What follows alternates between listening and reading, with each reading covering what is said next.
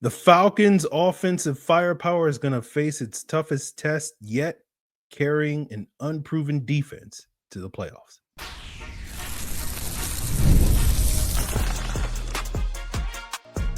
You are Locked On Falcons, your daily Atlanta Falcons podcast. Part of the Locked On Podcast Network, your team every day. Welcome back, everyone, to another illustrious episode of the Locked On Falcons podcast, your daily Atlanta Falcons podcast, part of Locked On Sports Atlanta, your team every day. And of course, today's episode is brought to you by FanDuel. Right now, new customers can get $200 in bonus bets when your first $5 bet wins. So if you do not know me, I'm your humble host, Aaron Freeman, aka the Giant Green Giant, aka Sirius Black. Been covering the Atlanta Falcons for almost 2 decades, formerly at falcfans.com. RIP, still going strong on this illustrious podcast where I've been podcasting for roughly 15 years, almost 15 years. Oh boy. And I appreciate each and every one of you that is going strong with me, whether you've been listening to me for 15 years, and there's only really been one of you that was listening to this podcast that long ago. So shout out to that person. Shout out to you, John. Or if you just decided, hey, this is my first episode of Locked On Falcons, let's see what this whole thing is cracked up to be. You know, I hope all of you are everydayers. That means you make this podcast your first listen each and every day. And all you have to do so is subscribe or follow for free on YouTube or wherever you listen to podcasts. So I am joined by Jarvis Davis of Locked On Sports Atlanta. We're going to talk all about, whether or not, keeping it simple, stupid, as Jarvis would say, and so many other football coaches will say, will benefit this Falcons defense getting up to speed. But let's start with, to me, kind of the what's going to, for me, decide the fate of this team this upcoming season, which is their offense. And Jarvis, I feel like, as the Falcons figure out some of the things that they need to do on defense, some of the youth that they're going to have on that side of the ball, it feels like to me like this team needs this offense to kind of hit the ground running. Sort of recently I've been going back and, we've been talking a lot more about Michael Penix on this podcast. I'm going back and like revisiting old podcasts I did at the end of the season with Michael Penix and going through the film and all that stuff. And I just remember, saying some things after that Week 18 game where, Penix played lights out and sort of, can the Falcons offense hit the ground running this year? Because a lot of the things I felt like the offense was doing at the end of the season were like things like, okay, these are things that I thought we were going to get in September, but we had to kind of wait till December and January to get. And can we get these things next September? And if that's the case, then I think you like where this offense can be. But that being said, where are you at with this offense? And do you feel like it is accurate to say that if this team is going to make the playoffs, a lot of the burden is going to be carried by the Falcons offense? Where are you at with the offense's ability to do that? The simple answer is yes. Because here's the thing. Look where follow the money, follow the assets, draft capital, all whatever you want to call it. Follow that. And they'll give you your answer, right? And they help me give my answer. When you use your top 5 pick on a tight end and Kyle Pitts, top 10 pick on Bijan Robinson, top 10 pick on Drake London. You double down on the quarterback position last year in the NFL draft. So all of those picks were on the offensive side of the football. So when you say, can they carry this team to the playoffs? It better. It better because that's how you constructed your roster to do so.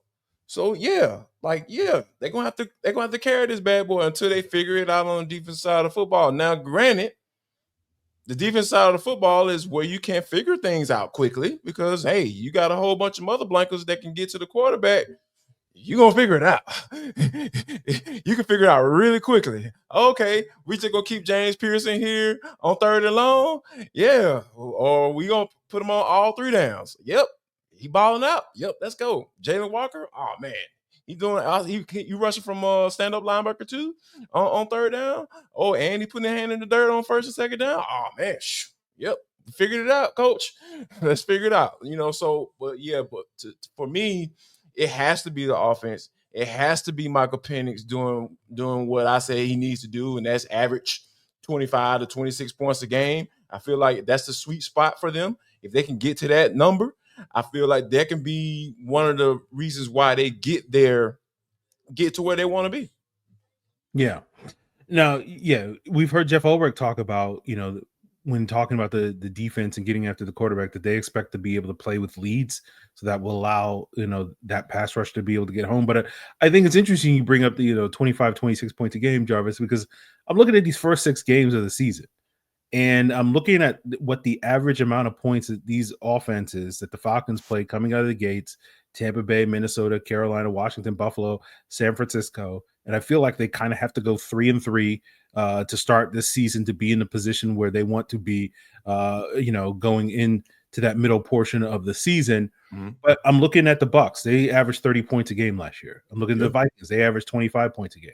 The Panthers, I think, averaged something around like 20 points a game, but over those last 7 games, when Bryce Young was playing well, they averaged 25 points a game during that stretch of games. Washington was averaging 29 points. Buffalo was 31 points. San Francisco's numbers were not as good last year, but the previous year when they were healthier, they were averaging 29 points a game. And so, Jarvis, I'm looking at it like, I don't think 25, 26 points is going to be good enough that first 6 weeks of the season. I'm looking at all these games and I'm like, you got to score 30 points if you're going to win some of these games, right? Maybe not all of them, but I'm wondering, is this a situation where, like, do you think that's fair to say that this team is going to have to come out of the gates dropping 30 burgers on a near weekly basis just to get through that first stretch of the season? Now, that's a big ask. Now obviously averaging 25 to 26 points a game, there are going to be some 30-point games in there, right? But to start the season consecutively, I don't know. That's a big ask. But I think that, like I said, man, you have the weapons. And I think as long as you stick to the foundation of what you want to do on the offensive side of the football, and that's run the rock, turn it around and hand the ball off to 7, yeah, you can get it done. Because here's the thing. When you run the ball, that means you're controlling the clock. When you're controlling the clock, that means the opposing team's offense is not on the field. And that helps the defense out a lot too. That helps them figure it out. If you don't have to be on the field against the opposing team's offense, yeah, that's going to help out a lot of things when it comes to game planning and all that stuff. So, and I think time of possession is still important, as much as people want to try to move away from all the traditional football jargon that's out there. I feel like time of possession is still important. I think it still can be one of those things that you can use to help a young defense that's still trying to figure things out. So, yeah, 30 points is a lot to ask, to start the season, in those games, because like you said, it's a gauntlet they're going to have to go through. But like I said, with all the investment that you've put into this offensive side of the football, with the quarterback and what he showed last year, and obviously there are going to be some hiccups there, right? You expect to have some of those hiccups as a first full year starter in the NFL at the quarterback position. Yeah, that's true. But I do think this is one of those things where you have to have that foundation of who you are, which benefits your offensive line, because you're not asking them to pass block for 35, 40 times a game. You don't want to get yourself in that situation. You're going to find some L's on your schedule if you do that. But like I said, as long as they stick to their foundation of who they are and running the rock, yeah, I think they can get it done. Yeah. I think, again, like, you've seen the flashes from this team to be that type of offense. It's just, can you get it on a more consistent basis? And that's been the core of the Falcons' issues these last couple of years, is that lack of consistency, and hopefully that will come through. And that will get us into our next conversation about, what this defense is going to be and how quickly can they get up to speed, as hopefully the offense is kind of figuring it out. And we'll get into all of that as we continue today's Locked On Falcons. So now that the NBA playoffs are in full swing, we're all up in these conference files. Every night is going to deliver highlight-worthy performances, major momentum shifts, and can't miss moments, whether it's that game-winning shot or that breakout player. There's no better time to get in on the action, and FanDuel can give you so many different ways to win, whether we're talking about player props, performance trims, same game parlays. There are more ways than ever to play smart and win big, whether you want to bet one team over the other in the conference finals when it comes to who's going to win it all, who's going to hit the game-winning shot. All those various things are things that you can bet on FanDuel. And of course, if you're not that interested in the NBA playoffs, you got NFL coming up. You can make their bets there. Major League Baseball, all that, so many different sports going on to the point that I don't even know if seasons are going on. That's what, so many ways to win over at FanDuel. And if you're new to FanDuel, it's the perfect time to sign up. Head on over to FanDuel.com and place your first $5 bet. And if it wins, you'll get $200 in bonus bets. That's $200 in bonus bets if that first $5 bet wins. So make every moment more with FanDuel, an official sports betting partner of the NBA. So, Jarvis, as I said, Ulbrich, the Falcons' new defensive coordinator, has talked multiple times about his belief and his confidence in this offense's ability to put up points and for this defense to be put into a favorable situation by being able to, play with some leads. I think back to that 2016 defense, particularly given how much youth they had on that side of the ball, and they were able to play with some of those, big leads and talking about dropping 30 burgers on a semi-regular basis early in the season. That's what that team was able to get off to that 6-3 start that year, by and large, by scoring a bunch of points and allowing that defense to be put in a position to success. But I'm curious, Jarvis, given how many of core pieces of this defense, whether we're talking about the 4 rookies the Falcons drafted this year, whether we're talking about the 3 second-year players that basically did not really do much of anything last year in Ruka Roro, Brandon Dorlus, and Braylon Trice for various reasons. There's this expectation that a lot of these young players are going to make big leaps.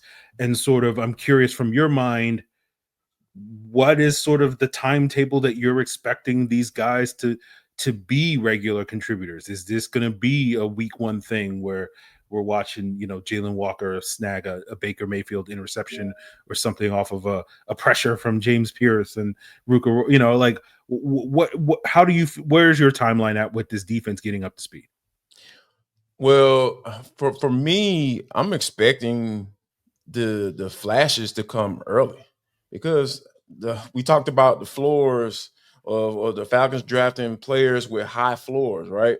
So when you drafting players with a high floor, meaning that more than likely they're not going to be a bust, like that means that talent level is up there as well. So you want the talent to show through more so than them getting a grasp of what Jeff Ulbrich wants to do from a schematical standpoint, what he expects from you each and every Sunday. And the great part about playing defense in the league, and having that high level of talent, the talent is going to show. It's going to show it should show instantly, right? Because we talked about with Rook last year. I had some questions about the pick. I know we've had conversations about you having questions about that pick as well, as especially when Terry Fontenot traded up to go get him and the guys that he passed on. And once he got an opportunity to play, you start to see some of the stuff like, oh, okay, I can see that. It still may overpay for him, but he was convicted.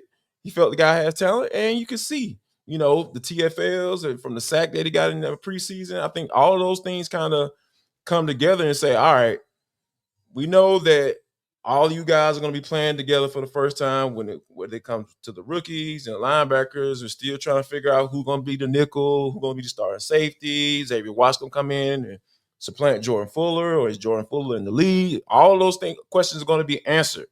But until then, we have to see that talent shine through in game 1. It has to.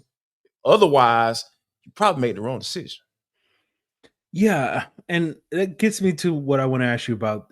We've heard Jeff Ulbrich recently more so emphasize how simple, he's not coming in here to throw a whole bunch of different things at the wall. It's like, look, man, we've heard Nate Ollie talk about this. Get off the ball and get up, go see ball, get ball. That's the style of defense that they would have played. That was the style of defense that Dan Quinn harped on, and Jeff Ulbrich as hopefully evolve that style of defense to what we're going to get this upcoming season. And I think you can look at that, for at least for me, and I'm curious what you think about this. You can look at that as, okay, you're not going to be throwing too much at these rookies to the point that you can't get early contributions from them early on. So simplifying things, I think, benefits these guys getting up to speed more quickly. But at the same time, like, my worry with simple defenses is that, like, they may be a little too reliant on having that talent be good in order for them to be effective, because it's just like, well, we're going to play man coverage and we're just going to rush 4. And it's like, okay, like, do you have guys that you can trust to, can you get home only rushing 4? Yeah. Do you have guys that are going to be able to hold up on the island Who's in man before? coverage? Yeah. Who's before? Yeah. So, like, it's kind of, for me at least, it's a double-edged sword, where it's just like there's benefits of simplifying your defense, but then there are problems that if you don't have a certain level of talent, that simple defense is just going to get gashed, because offenses are like, okay, like, they're not doing anything fancy, so we'll just do whatever we do, and they're going to be powerless to stop us. So I'm curious, when you hear sort of the simplification of it, where is the balance for you? Do you see it as more positive, or do you have some questions still lingering?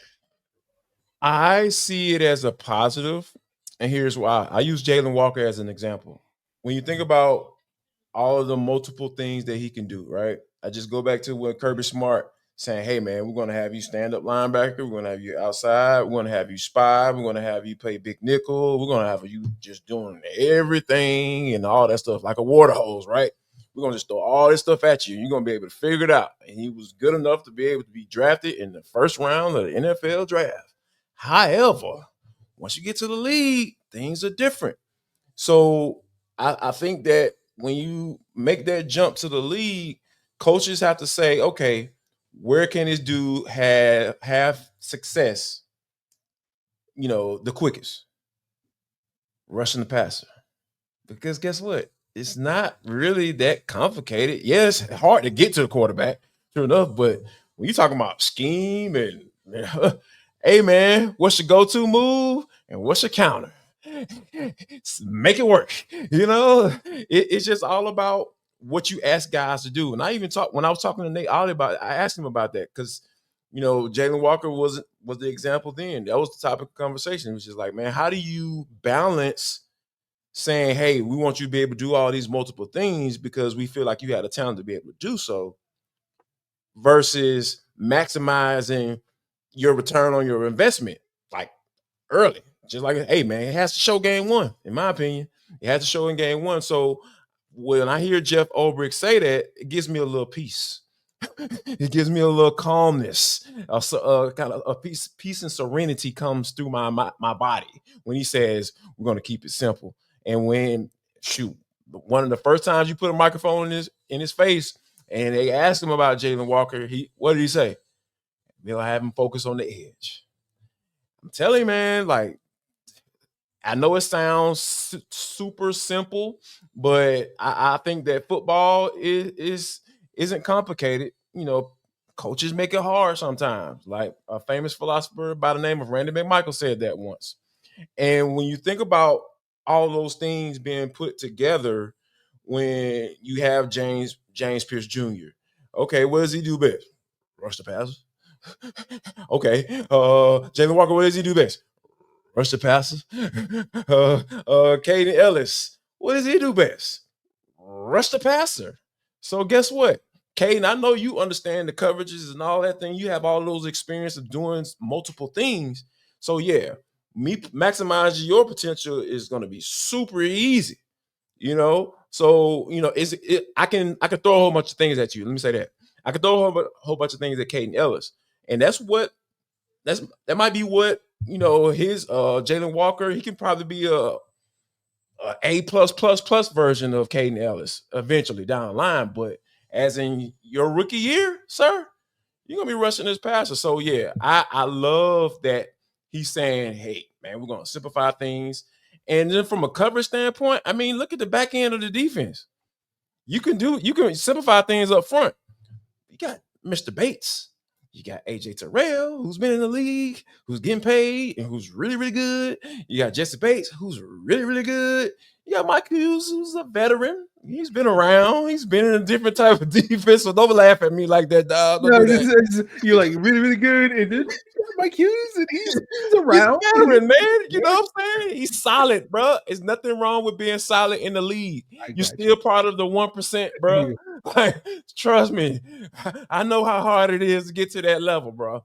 Like, if you're in the league making money, dog, you still part of the 1%. So yeah, there we go. But no, it's no shade towards that man at all whatsoever. So when you have that back end of that veteran back end of your defense like that, you may have a rookie in that other safety spot, may or may not. But even if you do, you still have the veteran guys that can handle that back end, that knows how to cheat. You know what I'm saying? They know how to cheat off of paper, and figure things out. So yeah, and Jerry Gray even talked about that, just about how Jesse is a problem solver, and you have a problem solver out on the field is so valuable. It's so valuable. So when you have that type of value on the back end of your defense, you can super simplify things for your guys up front as they figure things out. And you can eventually get to a point where if those guys are as talented as you think they are, then you can start throwing the whole water hose piece as you go through the season when their film is out on you guys, and then teams are really starting to figure out what you're trying to do or not do on defense. And then that's when you start making those adjustments after you've had some success early on in the season. Okay. Well, I want to ask you, Jarvis, how many rookies is too many rookies? And we'll get into that as we continue and wrap up today's Locked On Falcons.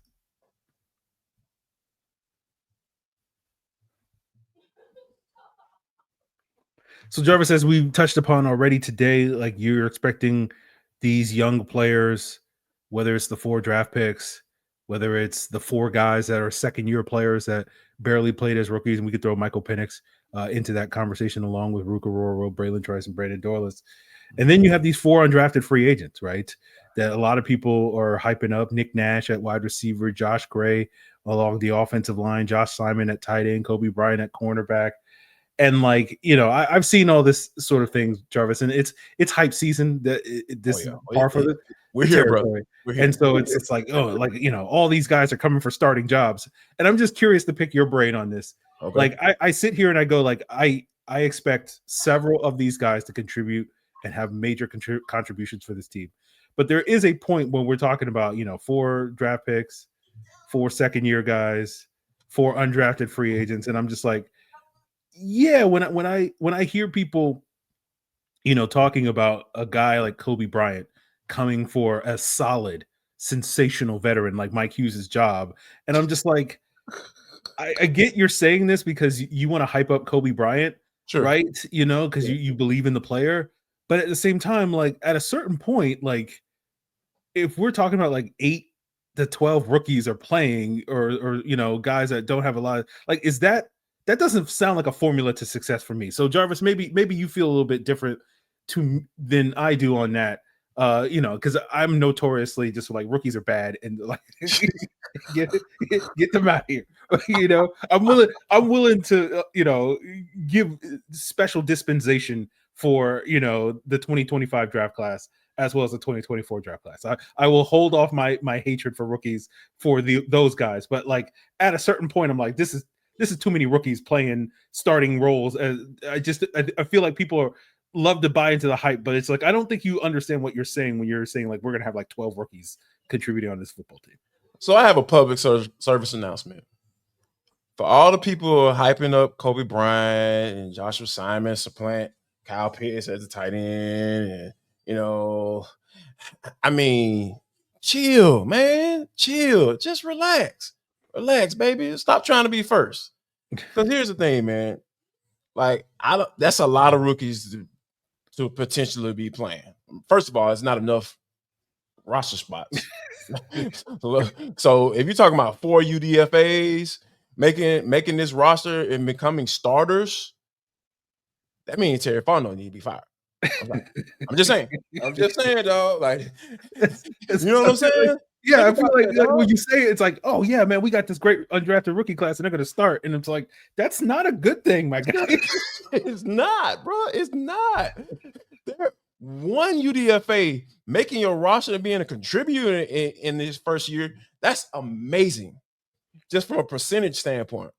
That's amazing. I think Rod threw it out there. He said 11% of UDF of the rosters in NFL are made up of UDFAs. I believe. I think I believe I got that correct. Yeah, But yeah, 11% of something. I can't remember what it was 11%. Yeah, I know the number was 11% for sure. But when you think about that's a small number, dude. And you're talking about 4 of them coming in and being starters? Nah, that's not happening, Jack. I can put some money on that, right? I wish there was a future on that bad boy. And I'm not a gambling man. I will put some money that won't happen. But when you think about asking guys that you drafted in the first round, asking guys that you traded future draft capital for to draft this year, yeah. Yep. Come on in. You better start. That's why I go back to what I said earlier. Like when you have that level of talent, or when that front office believes that you have that level of talent, it's going to show. It just does. It's going to show. I promise you it's going to show. Just like it did with the rookie quarterbacks last year that played. You know, it's going to show that those guys have talent. Now that you've shown that you have talent, when the tape is out there, when you have actual NFL game tape out there on you, they start watching film on you, then that's where you see where the floor is a little bit more. It's going to be a little bit clearer, more clear. Okay, so what if he's starting to quick set on you and start to jump you, on your little speed rush or whatever your little in and out move or your spin move? What happens when they counter what you're doing that's been working? Are you going to continue to work on, still try to do it? Or are you going to try to come up with a counter? Or are you going to try to set them up to go back the other way when he think you're going next way? It just goes to the level of work film study, and all that stuff. So all those things come into play when you talk about what a rookie is and what he can be early on. So yeah, I believe that, people need to just calm down with the whole UFA starter stuff and just think about the way they can get onto the roster first. Like Kobe Bryant, he can get on this roster. Can he beat out D. Alford potentially? Maybe, possibly. It's possible. If Billy Bowman comes out and just have an amazing camp, and Clark Phillips doing what he's been asked of him to play in that nickel spot, shoot, yeah, Kobe Bryant can make it and supply D. Alford. D. Alford on a 1-year deal, Jack. It can happen. Yep, sure can. Okay, Joshua Simon. What's the path? What's the path for you? Kyle Pitts has an okay year. I mean, Kyle Pitts does what he does. Charlie Warner, he's in there. And can you make the practice squad? If you can make the practice squad, you could potentially make this team. Kyle Pitts has a sub-average year. He has an average year. They don't bring him back. Shoot, man, there's an opportunity for you next year, right? So when people start saying stuff like that, man, they got to think about what's the path. What's the path? How hard is that path?